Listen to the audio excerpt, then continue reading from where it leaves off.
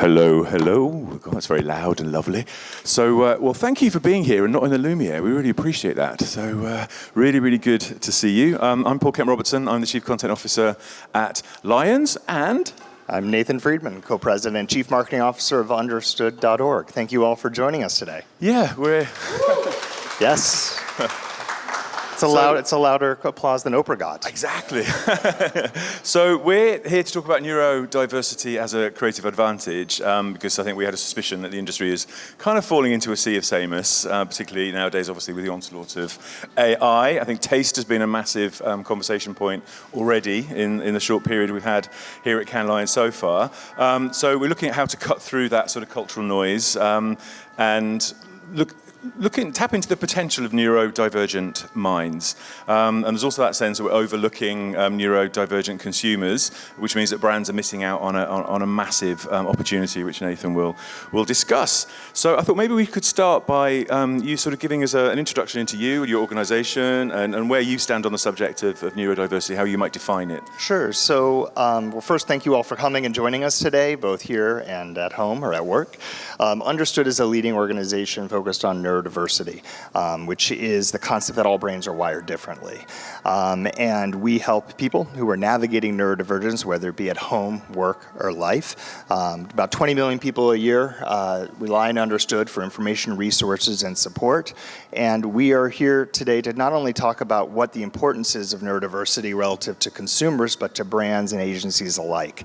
And as neurodiversity is as essential to life as everything else we know and love, it's important for brands to embrace and engage the neurodivergent population. Yeah, absolutely. What do you think? Let's think about the research. What's the research saying about that connection between neurodivergence and creativity? Yeah, well, this morning we're extremely proud to launch a new report, both with the Lions, the UN's Unstereotype Alliance, and Shift 20, that really looks at neuroinclusion in marketing. It's called Shifting the Narrative on Disability and Neuroinclusivity, and it can be found at Understood's LinkedIn page. And this report is one of the first of its kind, examining how consumers, brands, and agencies can engage this important audience. A couple key statistics from the report, which you can find online. Neurodivergent consumers hold about $1.9 trillion in global spending. That's 1.9 trillion, which is a lot of money.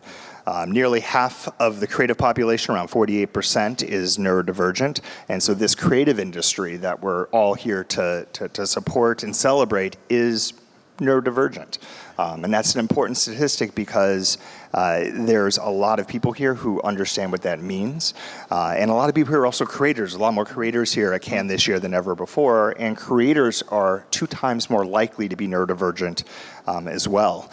So the report has a lot of these statistics, and we'll get into a little bit later, I believe, about why these are important. Yeah, no, absolutely. But what do you feel about that? You know, that connection between neurodivergence and creativity. How does that manifest itself into, like, maybe it's a hyper focus or? Yeah, so totally. So neurodiversity manifests in a few different ways relative to creativity and creative teams.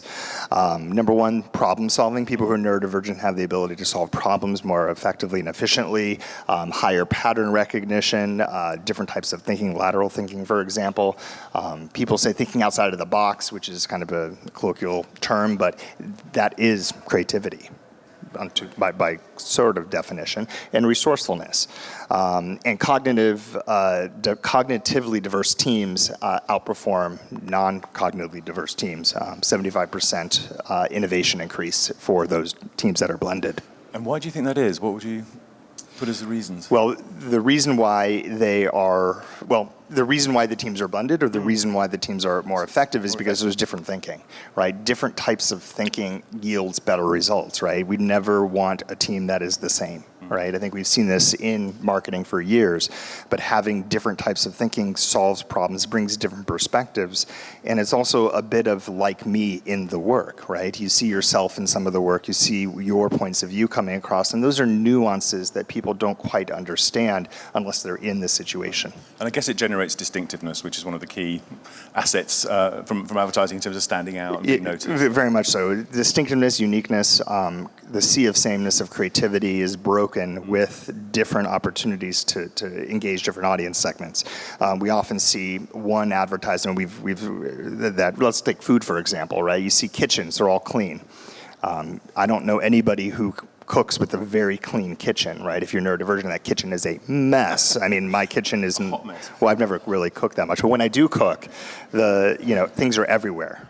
And that's what I relate to, right? And if you have creators that are in the space creating for your food or other things, and you see those little nuances, you relate to that. And we're in a world right now where there's a lot of noise, and people trust people that are like them more so than anything else. So those little differences make a huge impact. Yeah, and that, again, it generates authenticity, which is an important, watch out. So let's focus a little bit on what is the industry actually getting right now? Have you got any examples or things to celebrate, things to focus on? Yeah, so there's a couple different areas that the industry is getting right. Number one, the people are doing research, right? And it all starts with research, whatever type of brief is. And we see BBH do some research on silent spenders. I think we'll talk about it in a little bit. Agencies are now focused on building neurodivergent teams, or actually agencies are fully neurodivergent, which is a new upcoming trend. And brands are really embedding neurodivergent thinking into their products. And from a consumer standpoint, right, we know $1.9 trillion in spending, which is critical. We know that consumers who are neurodivergent are significantly more loyal than neurotypical individuals. And there's a lot more creators, but also if you think about that loyalty and going back to that loyalty, people who are neurodivergent oftentimes look and perseverate over different brands. They look and go all the way down into the details, right? When I'm looking for toothpaste, for example, I looked at every single ingredient and I was like, is this blue stripe better than the green stripe? What's the difference? And once I found it, I'll just stick with that toothpaste, for example, because the cognitive load of looking for another toothpaste is A, too much, B, I'm like, this is the best for me, I'm gonna stick with it, which is what brands ultimately want. And you mentioned the trend towards fully neurodivergent agencies. Do you have any particular ones in mind at all, or why does that work as a model? Yeah, I think there's a couple agencies that are focused on neurodiversity. There's some that are solely focused on it, but I think the ability to blend the teams and have different thinking at the core is critical. Solving the brief faster, getting ideas into market quicker. Who wouldn't want that, right? And if you're thinking about kind of the win-win for the agency, if you have an agency that gets a better brief, that delivers better creative more quickly, more efficiently, what do? You increase sales, right, for that CMO. The CMO then looks good to the CEO. CMO then gives, hypothetically, more business to the agency, which then also goes back to make the agency look better. But we also can't ignore the fact that people at an agency or in any marketing field who are neurodivergent, if they're embraced as whole individuals at work, perform significantly better. So individuals who are engaged at work and neurodivergent oftentimes have less turnover. They work differently, harder, and there's also a more sense of belonging, which means that they stay longer, other people stay longer, there's less churn. So for agencies and brands, if they're in-house, it's an increase in revenue, an increase in EBITDA, different market opportunities, so it's a win-win-win. Absolutely. You think about the spectrum from a sort of like, you're winning creatively, but you're also winning commercially through impact. Exactly. So, which means, again, from a marketing point of view, marketing is being elevated on the boardroom agenda. Totally. Exactly. And so if people stay, right, that neurodivergent thinking and stay and continue to innovate, you don't have to replace those people. The frictional cost of replacing an individual, whether it be in-house, agency, brand, wherever, is extremely high. And having been on an agency, you lose that client lead, you lose that creative lead, you worry about that business, and then it starts to, you get into the special swirl that we all know so well. So we talked about the plus points, the positives. What are the watch outs? Yeah, so the first biggest watch out for me is, for us, by us. You can't have people who are neurotypical doing neurodivergent work. You can't, greenwash, so to speak, neurowash the work. You have to have people who have lived experience doing the work, which is number one.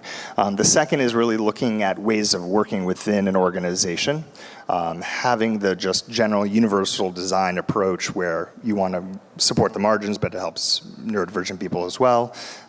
So less rigidity, more flexibility, sending things in advance so people can digest and have time to actually understand and think through the brief, and make sure that there's, not necessarily prioritizing efficiency over effectiveness. And I guess that creates like flexible ways of working and that don't necessarily fit into those sort of typical office hours. Exactly. But we've often said at Understood, there's somebody who used to come back the next day with a better idea, and we welcome that. And that's important because sometimes the best thinking comes a couple hours after that brainstorm ends at 3 p.m. They might come back at 5 p.m. and say, this is an idea that's so much better, and you embrace that. But if you don't leave room for that, you don't acknowledge that opportunity, you're never going to get it. It is interesting because I know at Lions, on the advisory side, often when we're doing client workshops, we will say, where do you get your best creative ideas? And people will say, in the shower, walking the dog, out dancing, whatever. All these, no one ever says in the office. No, that's true. But I think all those times are different flexible thinking times. And right, some people sing in the shower, some people don't. Yeah. But some people get ideas at random times. I get my best ideas randomly on airplanes on takeoff. So I used to write them all down, and there's a correlation between the ideas I had and winning pitches or winning different creative briefs, because that was my special space. Yeah. So it's about celebrating and rewarding that, particularly from a neurodivergent point of view, that ideas come from anywhere, anytime, not necessarily between 9 to 5. Yeah, exactly. Cool. Right, let's talk about some brands and agencies that you think, from your perspective, Understood, are really invested well in this space. Sure. So one of our partners is actually 1111 Media, Paris Hilton's brand. She's here this week. And we worked with her on a variety of campaigns, but most importantly, we worked with her on character development. Whether it's Paris and Pups, where we developed 2 characters who have ADHD, for kids to see themselves in TV, and the YouTube series is critically important for kids to see that there's a future for them who are neurodivergent. When I was growing up, that wasn't there. I won't date myself, but there was no YouTube then. But I wish that their character traits and storylines mimicked what I was experiencing growing up, and that just is able to be done in spades right now. BBH just released a silent spending report that we worked with them on about ADHD consumers. 90% of those consumers are brand loyal. 90%. That's a lot of loyalty. Right point about toothpaste. I've used the same toothpaste for years and years and years, except when I come to Europe. And 20% of those brands actually understand the consumer. So there's a huge gap there between loyalty and understanding. So how can brands close that gap between what they see as loyalty and what they deliver as loyal consumers? Yeah, absolutely. Okay, so closing question. When you're not at Cannes Lion in the south of France, what is your advice for people to preach to the unconverted? So neurodiversity represents minimum 1 in 5 people in the world. Our estimates are that Gen Z is identifying as around 48 to 50% neurodivergent. So it's the future of work, future of consumerism. Creativity is not for creativity's sake, but it also has to be effective, efficient, and impactful. So how do you want to engage your consumers of the future, right? By missing the neurodivergent population, you're missing out on a huge segment, and we deserve that. Great, thank you. Well, hopefully in that action-packed 15 minutes, we have proved to you... Yes, 15 minutes, there we go. Neurodiversity is a creative advantage, and that people with neurodivergence can actually stick to time. Go us. So thank you for keeping me on time. Yeah, absolutely. So Nathan will be around for any questions afterwards, but I really, really appreciate your time on behalf of Cannes Lions, on behalf of Understood. Nathan, I thought Thank you so much for having me. Yeah, some really eloquent answers there, so thank you very much. Thank you so much. Thanks, everybody.